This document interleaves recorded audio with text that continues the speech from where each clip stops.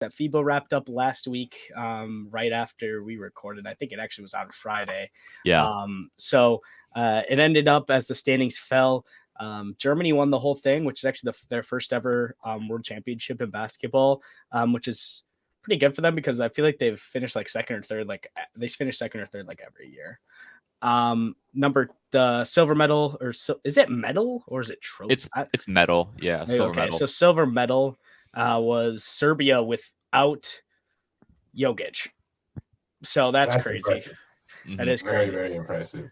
And then bronze was Canada, and then the U.S. got fourth, which is a very disappointing finish. I don't know. I'm not shocked though, dude. I'm not shocked, but I'm very disappointed on the way that we actually went out in regards to that. Like, it was sad. The drop off of how they were playing at the beginning, and honestly, my biggest disappointment for the whole tournament, which we talked about earlier. One of them was Brandon Ingram. Like, I don't know what was going on, but like, you just did not hear his name at all. I thought his game would be very easily translatable to the international game. It's a lot slower paced. There's less spacing, so mid-range, creation and finishing is high, and high level shooting is like very useful, and playmaking. But like, he just did not look comfortable out there. I don't really know what it was, to be honest. I don't know if it was just too many, like a lot of the guards were taking too much out of his hands. I mean, like him and Jalen Brunson being on the court together a lot, like just was gross. Like it didn't really look right. Yeah. I don't know. Yeah. I mean, the fit with a lot of the starters was pretty awkward all around. I mean, Jalen Brunson had a really good start to the Team USA campaign, but as time went on, it just became increasingly more clear that I think Tyrese Halliburton was much better than him this tournament. Yeah. And honestly, I think Kerr should have looked to start him, especially in those elimination games against Canada and Germany the second time. But also Jaren Jackson Jr. What? Just weird. Steve Kerr played him. Steve Kerr was playing him out of position and was asking him to do things that he is not good at. And didn't win defensive player player of the year doing. And he wasn't asked to do during camp. Yeah. Like he won player, or even early in the camp. Even earlier in the tournament, he was not asked to be like a rebounding.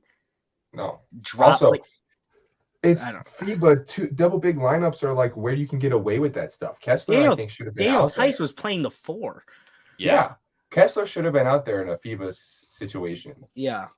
Or the team, we all praised like the team building philosophy that went behind this like months ago, right? Because we saw all these like young up and coming guys who played fast, could all space, get ahead in transition. But really, what happened was all the other teams in the tournament were bigger than the U.S. and they played slower than the U.S. and the U.S. just couldn't adapt to that.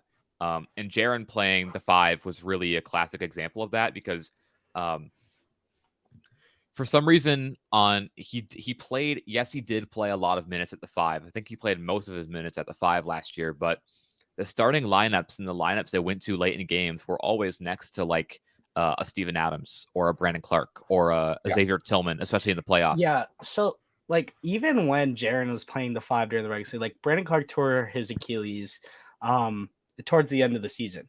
So in that in-between area where they were running a lot of Jaren at the 5 before Brandon Clark got injured, but after Steven Adams got injured, during that period, like Jaren is always going to be best when he has a better rebounder next to him. He's not a strong rebounder. He can play the 5 defensively and size-wise, like as an actual defender, but honestly, like where his defense does drop off at the 5 is the rebounding capability. He's not a strong rebounder. 100%. And rebounding is the play finisher of the defensive side of the ball. If you can't have a strong rebounding lineup, then you're not going to be a good lineup overall, especially in international play where it's not high paced. You're not getting up a lot of shots. You have to make every single possession count. You have to be very efficient in your way that you're playing basketball, So I just wasn't a fan of running that type of lineup. Kessler got like no run. I thought even in the minutes where Bobby Portis and Jaren Jackson Jr.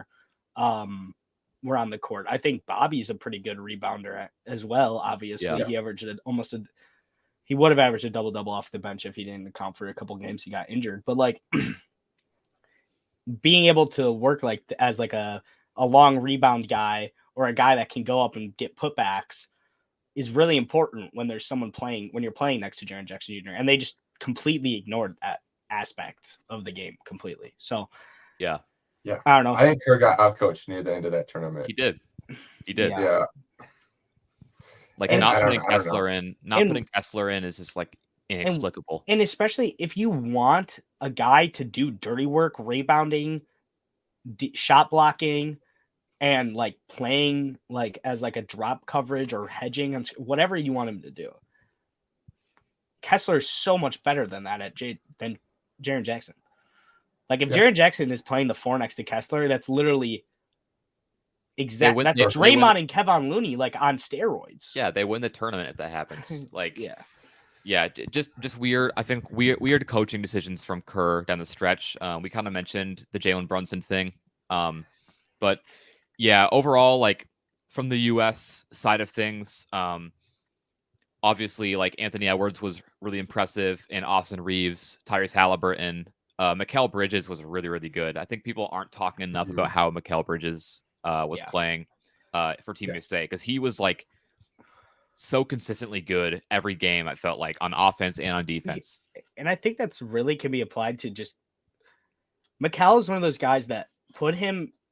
He will do whatever you ask him to do. He has the ability to do whatever you need him to do. You want him to guard the best player on the team, no matter who it is, other than like obviously like he's not going to guard like a true 5, but like he can guard 1 through 4. He'll guard the best player on the other team. You want him to spot up, he'll do that, and he'll be very good at it. Now we're seeing a little bit more creation ability being displayed, but like he'll do whatever you ask him to do as a role player or as if you need him to do his thing, he'll do that as well. So I'm really looking forward to this Brooklyn season because I think there's some people out there that don't think that this like Mikal run is going to continue how it was. So I don't know, but I really think it will overall. Yeah. I do want to say one thing about Steve Kerr is that, sorry to go off topic a little bit. No, you're good. But he did find a little nice piece with Paulo at center. Yeah. So like, he didn't do a great job, but that worked really well. And I think a lot of people got excited over that. Mm-hmm.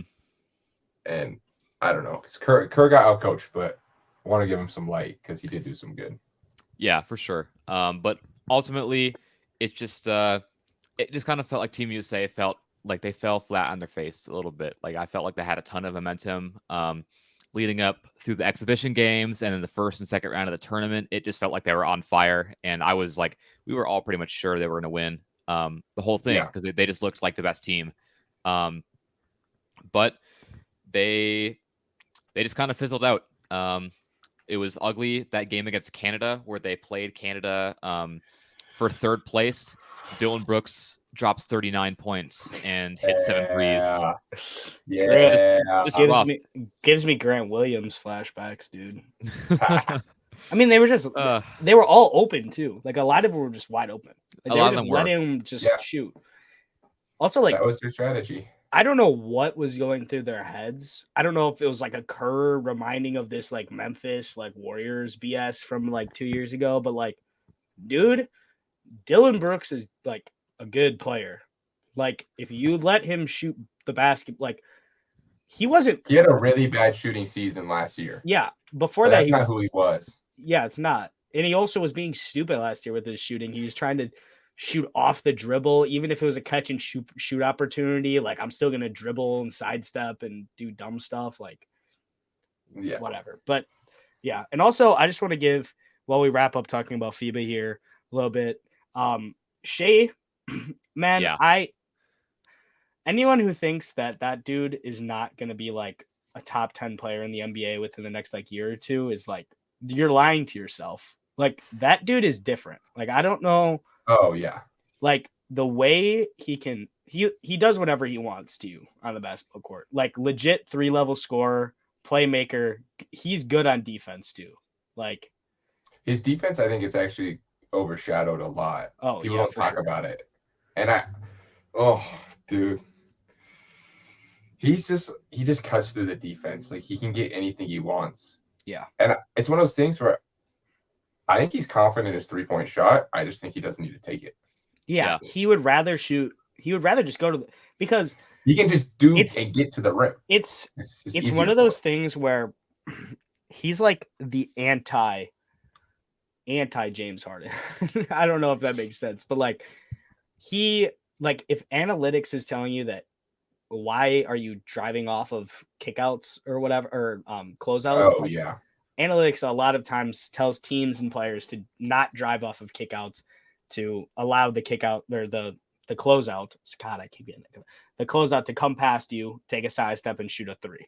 You shouldn't go in the mid range. It's more efficient to shoot a 3, even if you're a good mid range shooter. It's also not good to go to the lane. But like he's gonna go to the lane off of closeouts on catch and shoot opportunities. He's going to go to the lane and finishing at the rim. It's making a layup is the easiest thing to do in basketball. Yeah, it's the first. In my opinion, that's what you should try to do every time. Your goal every time you get down the floor should get the easiest bucket. It doesn't matter unless there's certain situations when you need a 3. Yeah, and he can do it in. Oh my god, his finishing is so creative. Yeah, he's such a great finisher. Traffic, floaters. Yeah. Oh my god, he's got everything. Yeah, Shai is so good. I'm glad we talked about him for a little bit because he's unstoppable one-on-one. Like I don't think there's a single player who can guard him one-on-one. Like he's just gonna cook him. Like in that USA game, it's like he knew what was gonna happen like at least 4 steps ahead of time, and didn't matter which defender was on him. Like Mikal Bridges didn't even matter. He would just like. It's like he decided how he was going to score against them, and he would just do it. Like Luka, obviously, I think is like amazing, and I think he probably was the best player in the whole tournament. But I think Shai is number 2, if not, you could say he's number 1. Yeah, even that's how good Shai was. Just talking about highlights that he's had off for his handle, he had 2 or 3 ankle breakers in the tournament. Yeah. He had like he racks them up. I think it was Mikal. I think he made Mikal like touch earth. Like he had him on the ground. Yeah. I'm gonna say this. There's one guy that Shai has problems with, and it's Jrue Holiday. That's a lot of people, though. Yeah, that's a lot of people, obviously, but that's one guy, and I think it's also because Jrue is like, he's kind of like the Shai of defense. Like, whatever you think you're beating him on, he knows you're going to it. Yeah, it's kind of like he's baiting you so you can do a move. Yeah. A lot. Do you guys got any more thoughts about FIBA? That's all I have, really. Yeah. Overall, it was a fun tournament. Olympics next year should be very interesting. There's a lot of teams that are really open right now. I think, Bron said he's calling an event like the Avengers, so we'll see. I don't know how much that's really going to go through. I don't know. If it does, though, I don't. A starting lineup of like, it would be like Booker. I don't know who would start the war, but like Booker. Steph, Booker. It'd be Steph or Dame. LeBron, KD, and Anthony Davis is like. That's disgusting. Yeah, and then off the bench, it's going to be like Bam. Like Tatum. I forgot about Bam. Tatum. Tatum. Paul George. It would be so good. Yeah, but I hope those guys go back and play. It's fun. It's fun when those guys play. All right. My thing is, I wonder how those bodies are gonna hold up, and if they'll actually want to do it after the whole season. Yeah, for sure. Yeah. All right. Well then, we will be bringing on our guest now, and then we will be getting right into the divisional preview for the Atlantic Division then.